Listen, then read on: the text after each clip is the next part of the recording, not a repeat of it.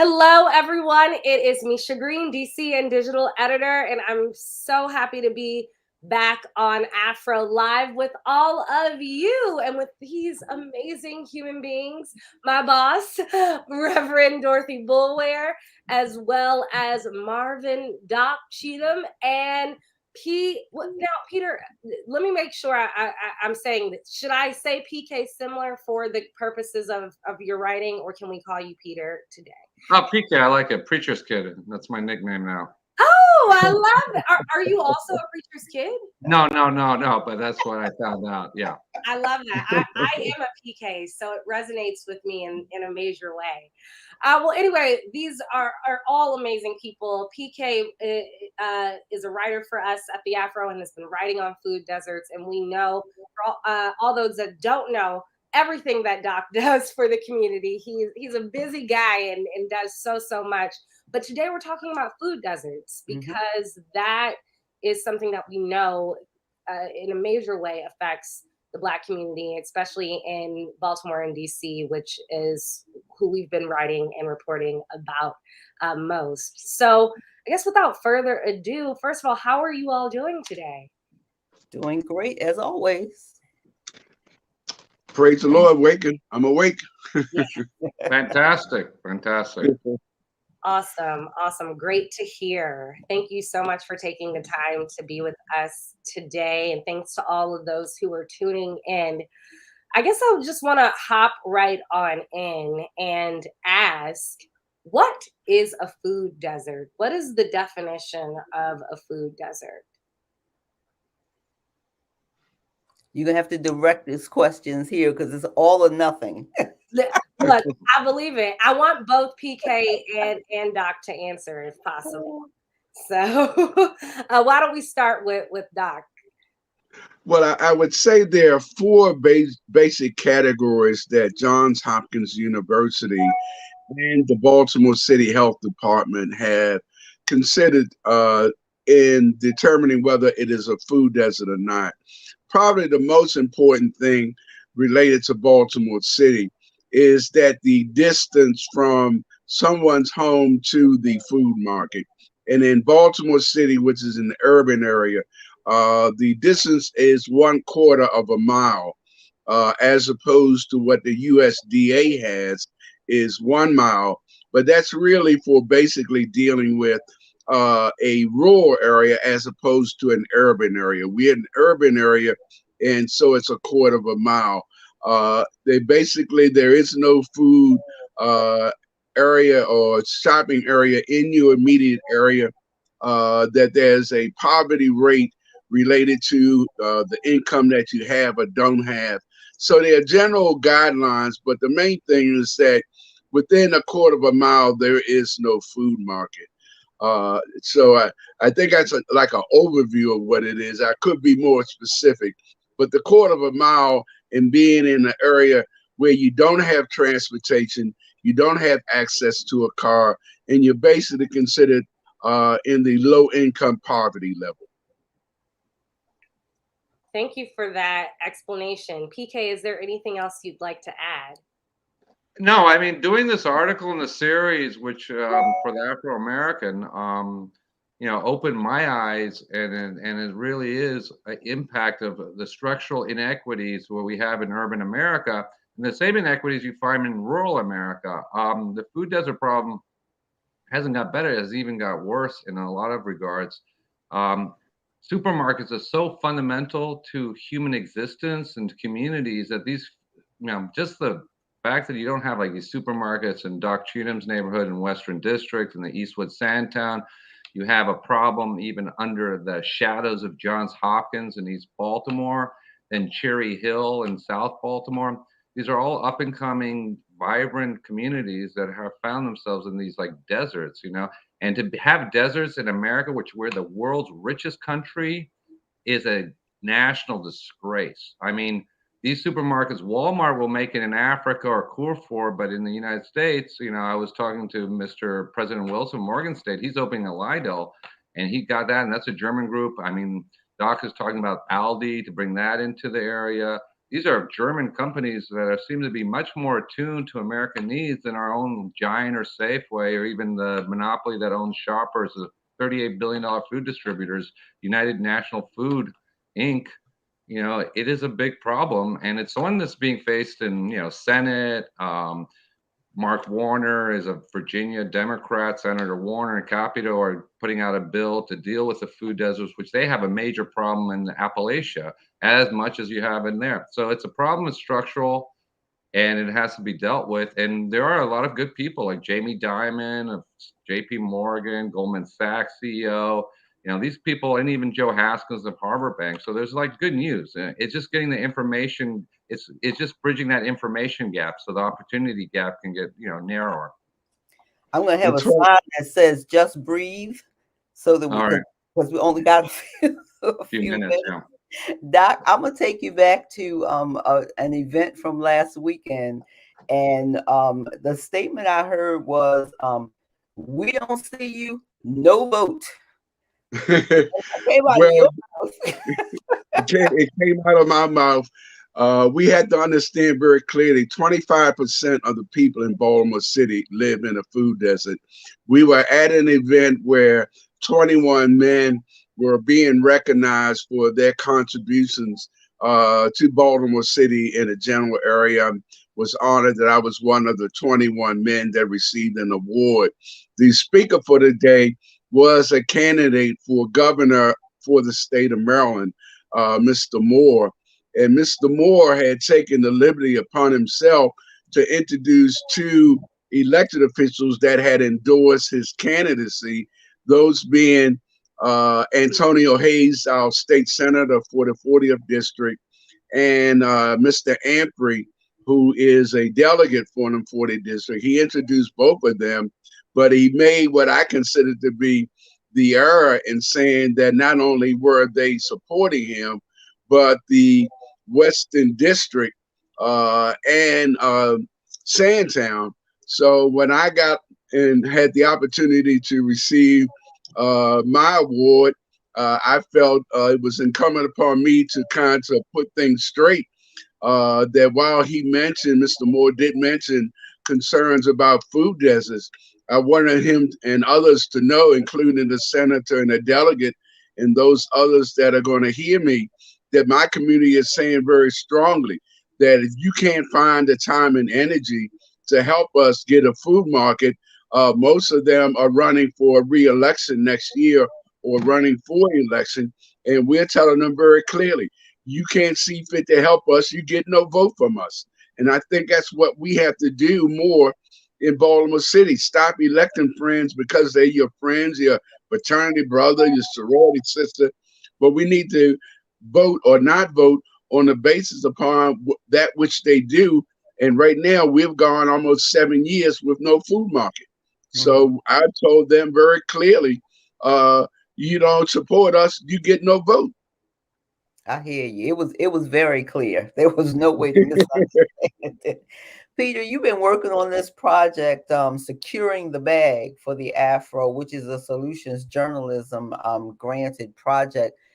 But tell me what you learned starting out. What were the surprises that that you faced when you first started this project? The surprises is, we have this age-old problem.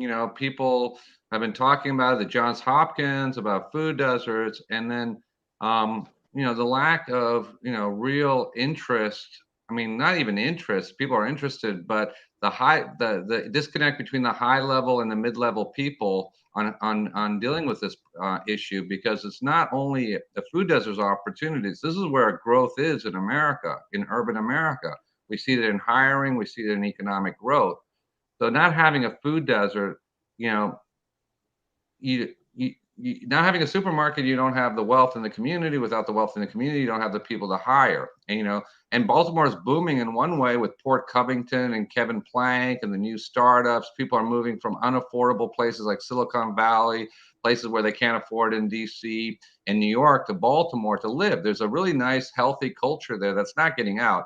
And in fact, one of the people who was surprisingly negative on Baltimore, who is really shocking, was David Rubenstein. a Baltimore native. His father was a postman, and he's now running the largest private equity fund in the country. So there's a lack of voice, of one voice or cheerleader for the city. But I think, this is all being resolved. The FDIC fund inspired Mr. Cheatham. He even did a positive rally in front of Transamerica, the huge Dutch insurance conglomerate, and Inner Harbor. That inspired also people in Cherry Hill and stuff. So these are all problems that can be resolved. And I think ignoring the problem just says more inaction is action. So that was my biggest surprise. First of all, I just want to shout out all those who are tuning in. We see you. Thank you, Omar, who's my cousin. Hi, Omar. And James Whitfield, we see you all tuning in. Mary Daniels said, I would like to join this Afro-American newspaper. My grandfather used to sell afros in Georgia back in the 50s. Wow. Wow. Thank you for sharing that legacy with us, Mary. We really appreciate it.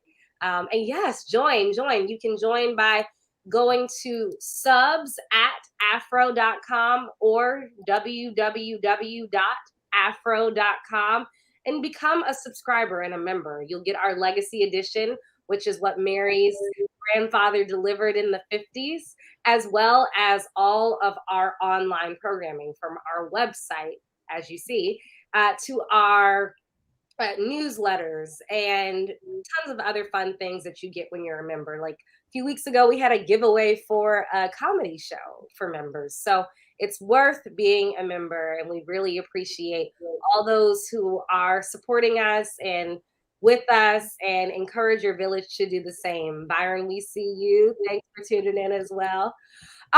So my question is, how do we, as lay people, if you will, join in the fight for getting getting a grocery store in these food deserts and eradicating the food desert issue?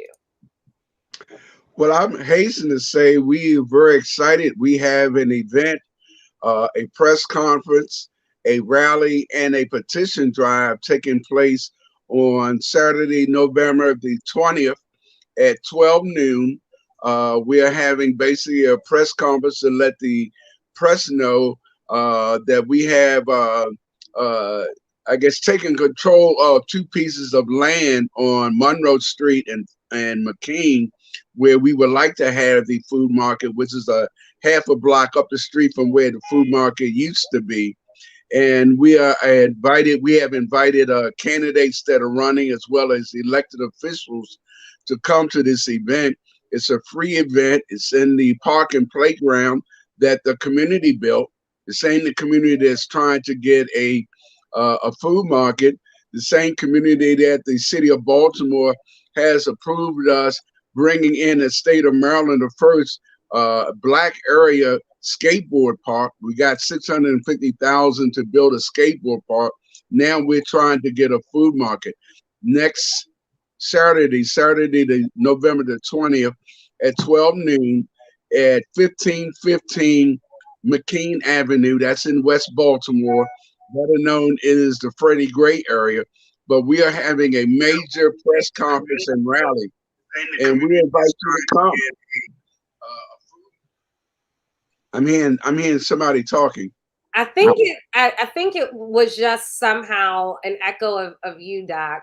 Okay. But yeah, you can keep on going if you wanted anything else to share. Well, we have invited not only Mr. Moore, who is a candidate for governor. We've invited Peter Francho, who is currently the controller. He is running for governor. We're inviting all elected officials and candidates that want to run to come, and we're telling them very clearly, we would love your support. We would love other community support. We've asked Cherry Hill to come. We've asked community groups in East Baltimore to come, because we think we're all in this challenge together, and we can benefit by each of us helping each other. Our biggest problem is that we had a food market. We've had a food market in our area, which is the Sandtown Eastwood area, since before World War II. We recently lost our food market when Stop Shop and Save went out of business. They had 8 stores, and ours was the oldest one, which is on US Route 1, which is really Monroe Street in Pressman. When they closed their Stop Shops and Save, our building was the oldest and it was in disrepair, and the building was actually torn down. We agreed with Pete Flanagan to let them have the property because we knew that there are so many vacant buildings and properties in our community area. We had 363 vacant houses in my community that has a little more than 1,000 houses. So we know it would be no problem in us finding property. And we have found property a half a block up the street in the 1500 block of Monroe, which is US Route 1. You can't find a busier travel piece of property. We have found a location. We've been cutting and cleaning the grass on these lots for about 4 years now. And we also have the 1500 block of McKean, which will be the back of the shopping center. So we have a location. We just need the federal, city, and state elected officials to get off their duffs and help us. We live in a community, and I'll end with this. Life expectancy is age 70. If you live in Roland Park, life expectancy is 84. One of the negative things that we have with being in the area we're in, that we have liquor stores, we have open air drug markets. We do not have a food market, and we're trying to bring a food market back to the Eastwood area. Thank you for that. Thank you. Peter, is there PK? And I should know it. I know it because I am a PK. No, what Doc Cheatham is saying is that part where he has Doc Cheatham's park that he created and the skateboard park, which is also connected with Nagasaki, which is the Japanese port city that has a sister city relationship with the Port of Baltimore, was also a participant in the skateboard. That's the third largest economy in the world, Mitsubishi, Toyota, etc. So that park itself shows what personal action can do. It has, in the middle of one of the worst crime areas in the country, it has one of the lowest homicide rates. It's an oasis. That shows what community, when you do it yourself, and the elected officials know that they have to follow you, and they will, because the train's pulled out. People are just fed up. They're not going to take it anymore. They're going to take it on their own hands. And, these people like Antonio Hayes or local officials know that they just lost the community support, because the community, our elected officials, are only trusted servants. They're supposed to, their duties to do what their residents, constituents want. Those are food deserts. Those are good, jobs. And those are the basic things that are being happening. So you're going to see, it's very good with this new FDIC program announced by the chairwoman, Yelena McWilliams, which gives 10-to-1 leverage finance for people like, Mr. Chatham's community development corporations and everywhere.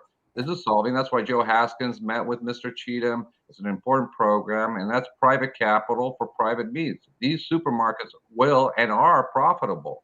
And there's a lot of investment in Baltimore. And the good news is everybody's so frustrated, they're just doing things. And that's what all it needs is. We're blessed to be Americans when we have we're able to do things on our own. We don't need to have somebody from the Bureau of Economic, construction or planning to give us okay. We can do it ourselves. That's why we have constitutional rights. And like this is the First Amendment rights. So, sorry, I didn't mean to cut across you. But you have talked about some of the ways that the community has tried to respond to the problem. The ARAB, as we call them in Baltimore. Oh yeah. And the food guards. I was going to ask Doc Cheatham, are there ways that the community can support people in food deserts in the meantime while we're waiting to get the stores? What are the things that we can do? Well, one, as we have neighbors right now on my front porch are 2,000 flyers.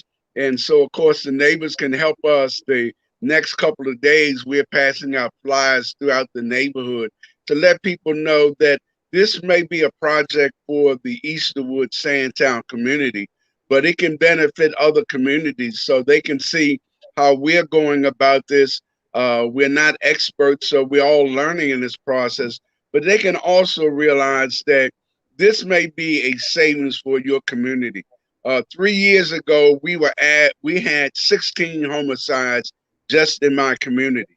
Year before, year after that, what is that? 2019, we had 8. Last year we had 8.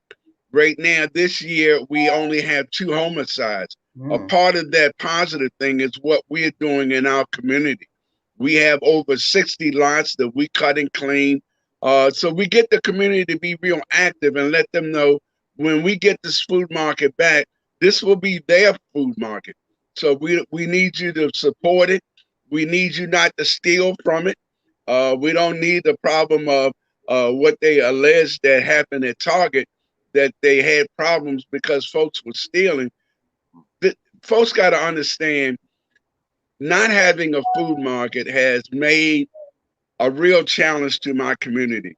We're 95, 96% African American, and the majority of us are not. I repeat, we are not vegetarians. We eat chicken, we eat beef, we eat pork, we eat steak, we eat lunch meat.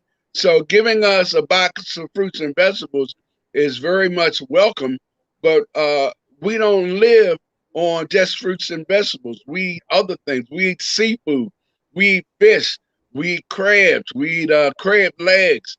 So, giving us a box of fruits and vegetables, we love and we appreciate it, but we're not vegetarians in this neighborhood. And we need other things. And sadly enough, we don't have what I call the Baltimore White Development Corporation. They are the only thing that they have done in 7 years is they changed the name. Instead of it being a food desert, they call it a healthy food environment area. Well, they can play with words all they want. The fact is that we have neighbors who are African American descent who do not have a food market. There is no elected official in the city of Baltimore that lives in a food desert. So some of them not only don't understand, but like our councilman, he thinks he needs to go by the USDA guidelines, which is 1 mile. The city of Baltimore and Johns Hopkins say it's a quarter of a mile. We're not going to argue the mileage. The fact is, we have folks that don't have a food market. 50 liquor stores, but no food market. And we're trying to bring that food market back. And we're telling folks that are running for office, you don't help us on election day, we will make certain we will not vote for you. Right. And it's not just not having the food market. It's like, so a lot of families who are low income get food stamps or food cards to help them buy the food that they need. But then you got to have transportation one way or another, your own transportation or somebody else's transportation to get the food home. So that costs cash money. You can't do that with the food stamp card. So it has so many ramifications to it, and especially our children who always end up suffering in the end because they don't have the healthy food that they need to eat before they go to school in the morning. And that's a problem right there, starting the day off. So we're going to keep talking about it, Doc, as much as we can. We're going to keep securing the bag, even though the project is coming to an end. And we're going to keep supporting you in every way that we can at the AFRO. All of you at the AFRO have been fantastic. I wish I could pay you. I just tell you that we will pray for your continued assistance, but y'all have been a welcoming relief in helping us get the word out how important having food markets in communities, especially those that are challenged by not having transportation. Yeah. So if you're not subscribed, if you're not a member, you can still go to our website and just Google the hashtag. It's securing the bag.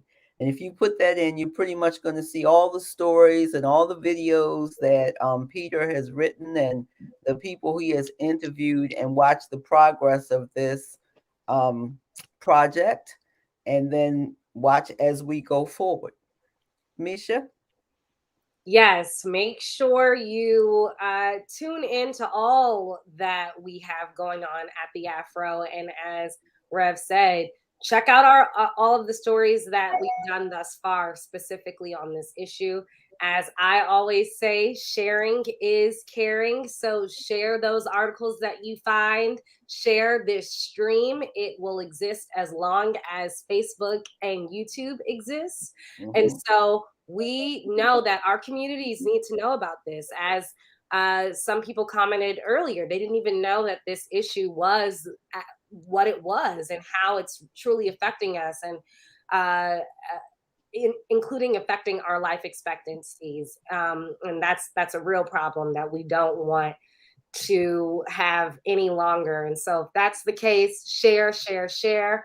Also, I want to make sure that I plug the fact that you can also call our office and speak to the amazing Wanda if you want info on becoming a subscriber. She is awesome, awesome, awesome. The best person to talk to on the phone. Sometimes I just call just to hear her voice. So make sure if you don't want to do it the digital way, you can always give Miss Wanda a call, and she will help you out, as well as if you're looking to get just more a large bulk of physical copies of our Legacy edition. And let me tell you, we have so many great editions that are worth giving to family members for the holidays, etc. So make sure you check that out as well. With that said, I think it is time for us to wrap, and I just cannot thank Marvin, Doc Cheatham, and PK Similar enough for your time joining us today. We really appreciate it, and thank you for your service and work and your dedication to this issue. And as Rev said, we will continue covering it, and continue ensuring that the stories are told. And so, Doc, as long as you're out there doing it, we'll be there as well. God bless you all. Thank you. And thanks to everybody for tuning in. We see you. I don't want to ignore the Black Church Food Security Network. We see you working directly with Black farmers in the DMV region as a way to create a food supply chain that is not dependent upon elected officials or corporations. Black farmers have vegetables. Okay, sorry. I'm reading it all and about to cough up a storm. So that is my time to go. But we appreciate the Black Church Food Security Network for tuning in. And if the Black Church Food Security Network can also link your website on, we'll make sure that it's in not only in the stream but also in the comments. And we appreciate you all for tuning in for sure. Thanks to all those who have tapped in with us today. Take care and be safe.